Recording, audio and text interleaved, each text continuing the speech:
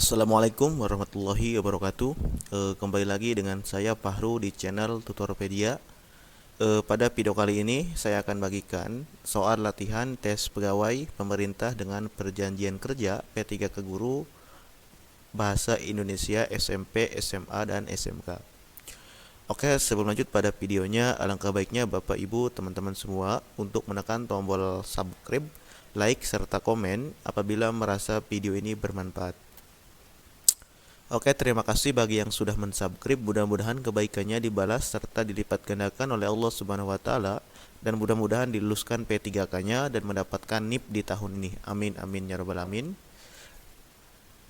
Seorang guru bahasa Indonesia SMP akan mengajarkan kompetensi dasar 3.7, mengidentifikasi informasi dari teks laporan hasil observasi berupa buku pengetahuan yang dibaca atau diperdengarkan. Indikator yang paling sesuai dengan kompetensi dasar tersebut adalah A. Menentukan struktur organisasi teks laporan hasil observasi. B. Menentukan ciri bahasa teks laporan hasil observasi. C. Menjelaskan struktur organisasi teks laporan hasil observasi. D. Menjelaskan ciri bahasa teks laporan hasil observasi. E. Menyebutkan ciri, tujuan, dan isi teks laporan hasil observasi. Jawabannya adalah E. Pembahasan. Indikator merupakan penanda pencapaian KD yang ditandai oleh perubahan perilaku yang dapat diukur yang mencakup sikap, pengetahuan, dan keterampilan. Indikator dikembangkan sesuai dengan karakteristik peserta didik, mata pelajaran, satuan pendidikan, potensi daerah, dan dirumuskan dalam kata kerja operasional yang terukur dan atau dapat diobservasi. Perumusan indikator menggunakan kata kerja operasional yang dapat diukur menggunakan tabel kata kerja operasional Bloom. Untuk KD, mengidentifikasi informasi, kata kerja operasional yang tepat adalah menyebutkan ciri, tujuan, dan isi. Kata menentukan dan menemukan juga dapat menjadi indikator untuk KD, mengidentifikasi hanya pilihan materi pada jawaban tidak tepat informasi berisi ciri dan tujuan dan isi. Soal nomor 2. Seorang guru bahasa Indonesia mengajarkan kompetensi dasar 4.16, yaitu memerankan isi fabel atau legenda daerah setempat yang dibaca dan didengar. Materi yang paling tepat sesuai kompetensi dasar tersebut adalah A. Pengetahuan faktual. B. Pengetahuan metakognitif. C. Pengetahuan prosedural. D. Pengetahuan konseptual. E. Keterampilan. Jawabannya adalah C. Pengetahuan prosedural. Pembahasan. Penyusunan materi pembelajaran memuat fakta, konsep, prinsip, dan prosedur yang relevan. Cakupan materi berupa pengetahuan faktual, metakognitif, prosedural, dan konseptual. Faktual berisi contoh terkait dengan materi. Metakognitif berisi konsep yang berkaitan dengan contoh di kehidupan sehari-hari. Konseptual berisi konsep-konsep terkait dengan materi. Prosedural berisi tahapan yang terkait dengan materi. Oleh karena itu, jika ada KD memerankan materi yang diajarkan terkait dengan prosedural, yaitu merancang tokoh fabel, latar, dialog, menentukan urutan cerita, merancang pemeran fabel. Jadi, jawaban yang paling tepat adalah C. Pengetahuan prosedural. Oke, sebelum lanjut pada soal nomor 3, di sini saya akan menjelaskan sebuah aplikasi simulasi tes ppk.com. Jadi di sini Bapak Ibu bisa belajar atau bisa simulasi tryout nanti tes PPK. Silahkan akses saja, nanti linknya ada di kolom deskripsi.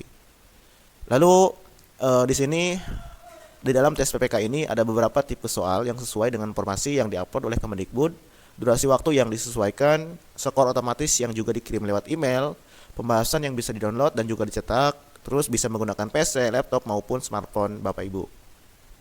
Terus juga bisa menggunakan sistem operasi apapun, baik Windows, Android, dan lain-lain. Terus tidak perlu diinstal sehingga memberatkan memori maksudnya. Terus soal menggunakan database bukan sistem paket sehingga walau aplikasi yang dibuka sama tetapi butir soal yang keluar akan berbeda. Namun tetap dengan komposisi yang sama dengan sesuai juknis P3K. Lalu berapa harganya? Harganya itu cukup murah ya Bapak Ibu. Ada 30.000, ada 50.000, dan ada 100.000. Cuma kalau untuk 30.000 itu cuma 1 bulan akses. Terus untuk 50.000 3 bulan akses. Terus yang 1 tahun itu ada yang bisa 2 bulan akses itu 100.000. Jadi Bapak Ibu silahkan pilih mau pilih yang 30.000, 50.000 maupun 100.000. Ini rekomendasi ya Bapak Ibu. Kebetulan soal-soal yang dibahas tadi itu juga beberapa diantaranya dapat dari fitur ini, dari aplikasi ini. Silakan dibuka saja dan daftar, link daftar ada di kolom deskripsi. Oke, lanjut ya. Soal nomor 3. Dalam suatu kegiatan pembelajaran bahasa Indonesia, peserta didik mencermati topik yang menarik dan berada dalam konteks lingkungan sekolahnya. Ia kemudian mendata hal-hal yang perlu diketahui, kemudian mencari dan mengumpulkan informasi melalui observasi, wawancara, dan telaah pustaka, serta kemudian menuangkannya dalam laporan yang sudah disepakati. Setelah selesai, kemudian menyajikan secara lisan di depan kelas. Pembelajaran menulis ini menggunakan pendekatan A. Inquiry, B. Scientific, C. Discovery, D. Berbasis proyek, E. Berbasis masalah. Jawabannya adalah B. Scientific. Rumusan langkah pembelajaran terwujud pada pemilihan pendekatan atau metode pembelajaran yang mengacu pada Permendikbud nomor 22 tahun 2016 tentang standar proses pendidikan dasar dan menengah, yaitu pendekatan saintifik, metode discovery, pembelajaran berbasis masalah. Saintifik meliputi mengamati, menanya, mengeksplorasi, mengasosiasi, dan mengkomunikasi. Sedangkan inquiry meliputi orientasi, merumuskan masalah, merumuskan hipotesis, mengumpulkan data, menguji hipotesis, dan menarikan kesimpulan. Itu jawabannya adalah B. Scientific. Seorang guru meminta para peserta didiknya untuk mengamati suatu jenis teks, merumuskan pertanyaan yang ingin diketahui, mengidentifikasi dan menganalisis isi teks, membuat kesimpulan, dan mempresentasikan hasil diskusi. Pembelajaran membaca teks ini menggunakan pendekatan A. Inquiry, B. Scientific, C. Discovery, D. Berbasis proyek, E. Berbasis masalah. Jawabannya adalah B. Scientific. Pendekatan saintifik merupakan pendekatan yang meliputi mengamati, menanya, mengeksplorasi, mengasosiasi, dan mengkomunikasi. Lanjut ya, soal nomor 3. Seorang guru bahasa Indonesia SMP akan mengajarkan kompetensi dasar 3.7, mengidentifikasi informasi dari teks laporan hasil observasi berupa buku pengetahuan yang dibaca atau diperdengarkan.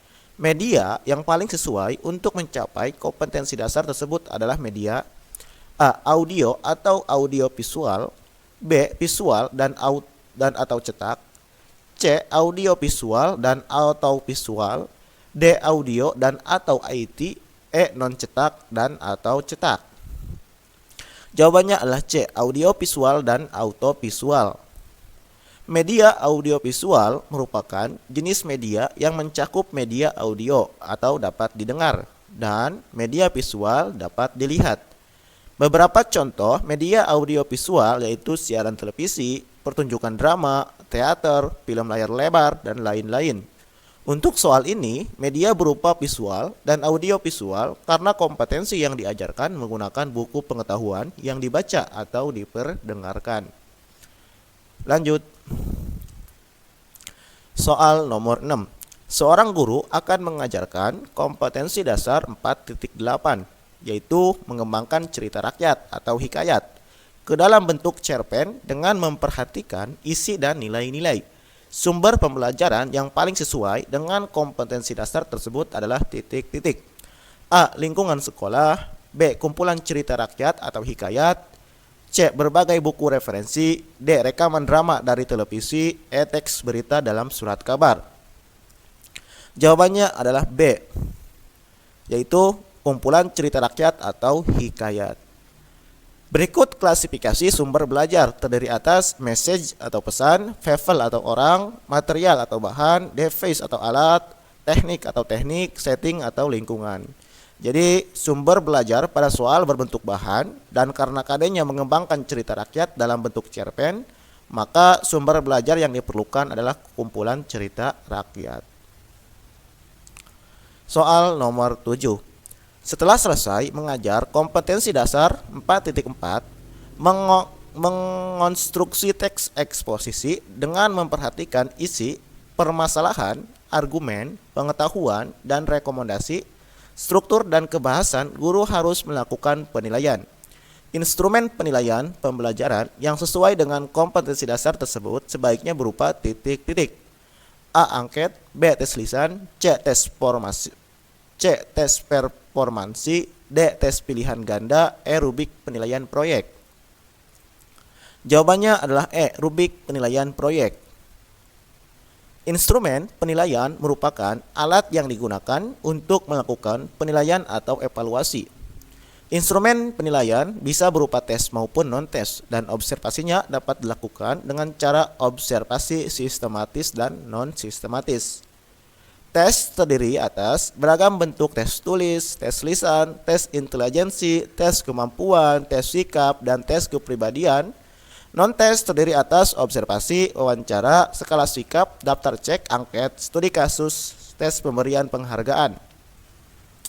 Jadi untuk keterampilan menulis yang menghasilkan tulisan, yang diperlukan adalah instrumen berupa rubrik atau pedoman penilaian proyek yang berisi indikator-indikator terkait dengan unsur-unsur sebuah tulisan. Dalam hal ini teks eksposisi ada struktur dan kebahasan. Oke, terima kasih sampai di sini pembahasan kita.